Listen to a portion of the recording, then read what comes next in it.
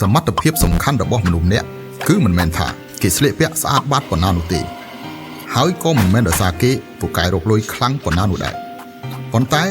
ទោះបីជាជួបរឿងបែបណាក៏ដោយគេអាចធ្វើឲ្យខ្លួនឯងបានរីករាយសប្បាយចិត្តឆាកជីវិតមនុស្សមានព្យុះមានភ្លៀងហើយក៏កុំភ្លេចថានៅមានពន្លឺព្រះអាទិត្យផងដែរអ្វីដែលធ្វើឲ្យមនុស្សម្នាក់មានភាពចាស់ទុំមិនមែនដោយសារតែមានអាយុច្រើនក៏ប៉ុន្តែគឺដោយសារតែមានបទពិសោធន៍ច្រើនមានសមត្ថភាពក្នុងការគ្រប់គ្រងអារម្មណ៍បានល្អឲ្យខ្លួនឯងមានសុខភាពរាល់ថ្ងៃមិនមែនដោយសារតែរឿងថ្ងៃស្អែកធ្វើឲ្យស្មុគស្មាញពិបាកចិត្ត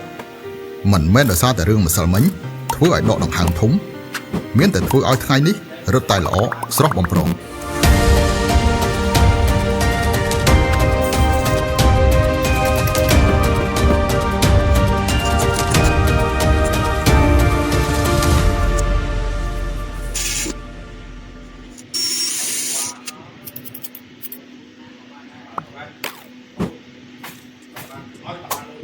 យកស្រីមកហើយមិនលងយូរណាវាយូរតាមបងស្រី